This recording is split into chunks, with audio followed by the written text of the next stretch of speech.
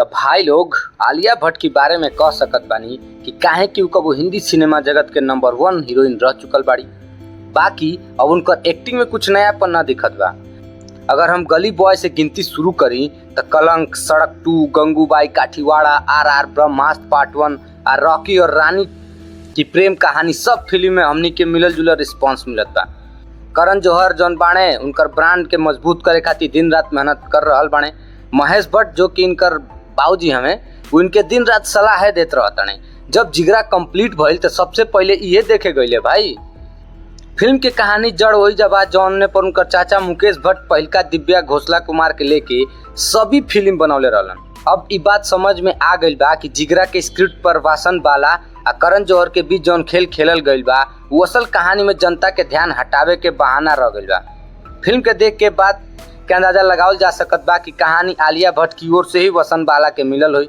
अब जिगरा के बात करे से पहले वसन बाला के बाद आज जिक्र बहुत जरूरी बा। नेटफ्लिक्स के film Monica o my darling के जरिए वो एक बढ़िया निर्देशन के रूप में सामने अइले। उ श्रीराम राघवन के साथ काम कैले रहलन। आ बतौर लेखक पैडलर्स, बॉम्बे वेलवेट, रमन राघवन 2.0 जैसन फिल्म में योगदान दिलन। बाकी जिगरा बनावे में वो बॉम्बे वेलवेट वाला अनुराग कश्यप के राह पर चल गई बड़न।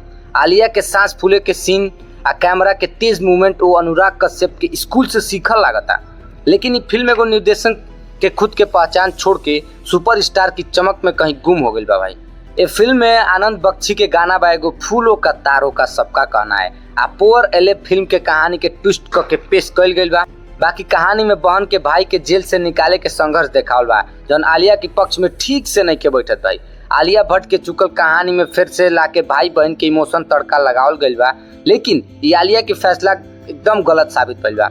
अगर स्कूली गुंडन के भाई के बचावे के प्रसंग ठीक से देखावल गइल रही तो आलिया के किरदार और मजबूत लागित। जंजीर के अमिताभ बच्चन वाला बने के कोशिश कइल गइल बा लेकिन वो इम्पैक्ट कोनो ज्यादा नहीं कर सकत भाई। फिल्म शुरुआत से ही कमजोर पटकथा के सहारे लेके आगे बढ़त बा।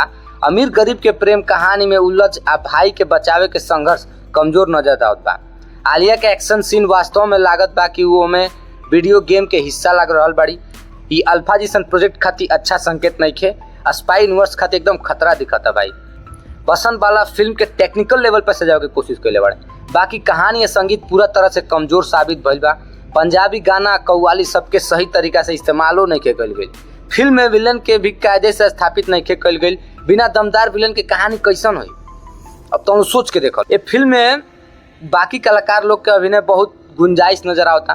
काश वसन बाला आलिया भट्ट के वो तरीके से आ वो तरह यूज कैले रहतन जैसन उनकर film Monica o my darling में करौले रहलन। फिल्म में कमजोर विलन के पूरी कहानी की ओर और कमजोर बना देता। काहे कि ओकरा आतंक के ढंग से पर्दे पे देखावले के कोशिश नहीं के कइल गई। बस सिगरेट पियला आ जेल में हेडफोन लगा के घूमला से केहू क्रूर विलेन ना बन जाला भाई।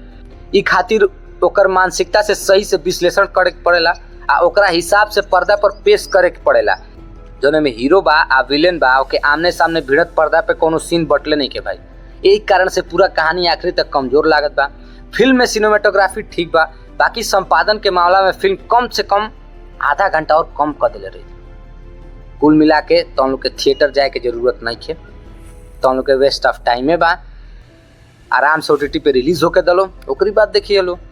अगर रेटिंग के बात करी तो फिल्म जिगरा के कहानी कमजोर बा, विलेन दमदार ना बा। आलिया के एक्शन सीन में कैसे कैसे खींचल गइल बा। सिनेमेटोग्राफी तो ठीक बा लेकिन फिल्म के लंबाई या संपादन कमजोर बा।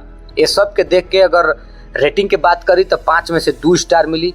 फिल्म में कुछ सुधार के कुछ का गुंजाइश बहुत बा लेकिन कुल मिला के कहानी जौन असर डाले के चाहत रहे वो असर नहीं के छोड़ पहले भाई। फिर मिलल जाई एगो नया वीडियो में। कोनो भी क्वेश्चन होके तो तुम लोग कमेंट कर सकत बड़ा लो। प्रणाम।